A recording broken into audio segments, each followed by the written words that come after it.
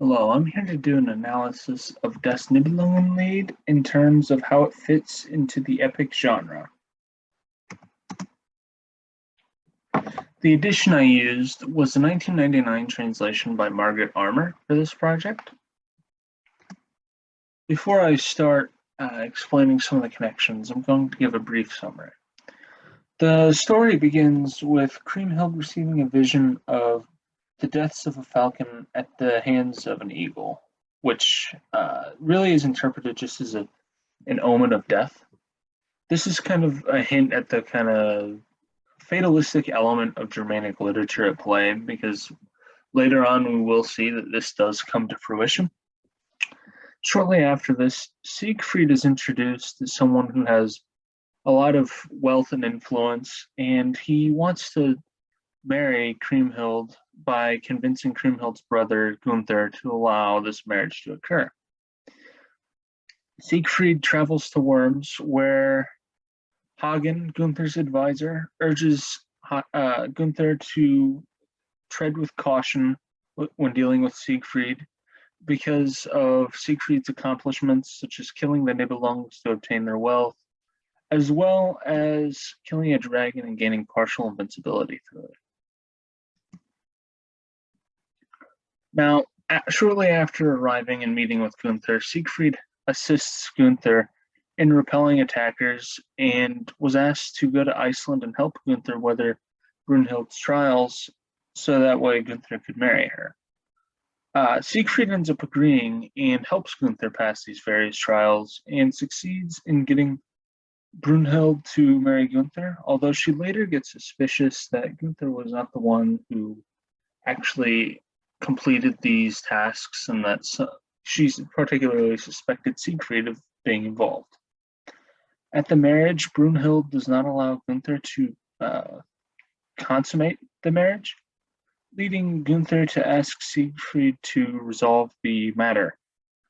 Siegfried goes way beyond what Gunther asked of him, and there's no way to sugarcoat this. It is heavily implied that Siegfried raped Brunhild and took a belt as a souvenir, giving it to his newlywed Kriemhild. Now, later on in the story, Brunhild still suspected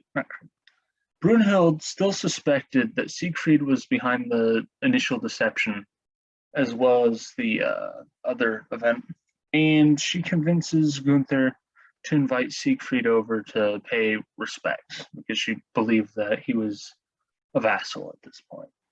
And she pieces together what happened after witnessing Kriemhild wearing her belt. This leads to an escalation in which Gunther is honor-bound to kill Siegfried, but they both kind of publicly agree to forget the whole issue, although Hagen begins to plot Siegfried's murder in order to protect Gunther's honor. To carry out this plot, he convinces Kriemhild to reveal Siegfried's weak spot, and he kills Siegfried with a javelin in the back. Shortly after this, Hagen spread Siegfried's gold hoard across the Rhine to prevent Kriemhild from raising an army with the funds. Now, Kriemhild would later on go on to marry Attila the Hun, and she lured her brother and Hagen to her in order to kill them both. She does end up succeeding, but she is killed by another of the Huns because as recompense for her murdering her guests, kind of adding to this tragic element of the story. Now, in origin, Das Nibelungenlied is based on the literature of the Teutonic peoples. It's, according to Britannica, it's generally written in the same style, although it was written much later. It was written around 1200 rather than the time frame of the Teutonic peoples. The fall of the Burgundians, the deaths of Hagen and Gunther, it's actually based upon actual historical events, which sort of helps to ground the epic, according to Britannica. And Britannica also argues that Siegfried and Brunhild's shared narrative may have also had some similarities to some historical events involving the Franks. Now, as to what makes it an actual epic, the epic starts in the middle of the story. It really does, because you can see this through how Siegfried has already accomplished a lot of heroic tasks, such as slaying the dragon and securing the wealth of the Nibelungs. And Gunther's already an established character. It really does start in the middle of things. It doesn't. It starts after the narrative has already begun, and there could be other stories about things preceding the story. And there's certainly a long journey involved, although the initial journey of Siegfried traveling to Worms isn't particularly long. They do end up going all the way to Iceland, as well as going to meet Kriemhild whenever she is with Attila the Hun. So there is quite a lot of traveling involved. And the story does take place prior to the establishment of the societal values of the 1200s, whenever the epic was written. Britannica actually notes the violence of this epic clashed with contemporary standards quite heavily, in large part due to the fact that at the time, there's more of a focus on sort of modesty and some restrained honor, not really the honor, or not to quite the same violent extent as is seen in the play or the epic. Siegfried himself both clashes with the established values of the 1200s as well as the values of the time frame he's in, as evidenced through what he did to Brunhild. This is also considered to be another really key element that makes this an epic, is the fact that it's a case of right versus right. Although arguably it's a very good argument to make that Siegfried is not the one that is in the right, but Kriemhild is. The large part of the latter part of the epic is between Kriemhild and Hagen.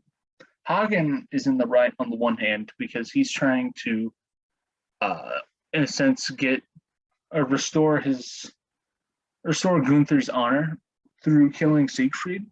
And Kriemhild is in the right in that she is trying to restore her own honor to get revenge for Siegfried's death. So while their kind of goals severely clash with one another, it doesn't necessarily put one of them in the right while one of them is in the wrong. It really puts both of them in the right, but in their own way, which really reinforces this tragic element. Now, with regards to some other literature on the topic, some scholars actually like to divide the epic into two parts, Siegfried's rise and subsequent murder, and the latter half of the epic is Kriemhild's revenge. And this essentially sets up Siegfried as the protagonist of the first half, whereas Kriemhild is protagonist of the second half. Although some have actually argued that Kriemhild is just the protagonist of their overall story, considering it starts with her, but this is merely what was established by this paper, by Reagan's paper. The setup between Reagan also notes that the setup between Siegfried's murder and Kriemhild's revenge plot follows a very similar structure to one another, with Reagan actually noting that both follow a very similar structure to what was proposed in Vladimir Prop's 1928 paper, Morphology of the Folktale, really kind of adding to that notion that epics are built upon the same sort of, they have these building blocks that they use to construct the epic. Connecting back to epic criteria, Kirchberger's 1956 study offers really compelling evidence that supports the notion that epics can describe social ceremonies. As was talked about in class, some epics, such as Beowulf, describe in-depth social ceremonies, such as in Beowulf, it was the how to tend the meat house. In Das Nibelungenlied, Kirchberger notes that the crowning ceremony, which is detailed, is actually very similar to what has been historically documented from the people of Burgundy. Such a detailed ceremony hints that perhaps a portion of the epic was really meant to keep sort of intimate knowledge about certain ceremonies for future generations, which is really one of the key elements to an epic, which we have discussed in class.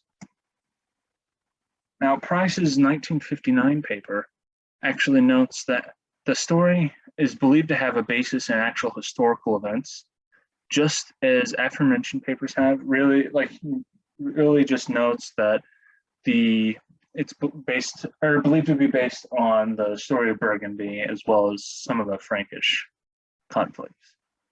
Now, connecting to the wider theme of epics, Price also noted that to the people at the time, these supernatural elements, which are present in so many epics, they really didn't have they weren't really looked down upon too much. They were seen as plot devices, the same way we might see other things in our media today.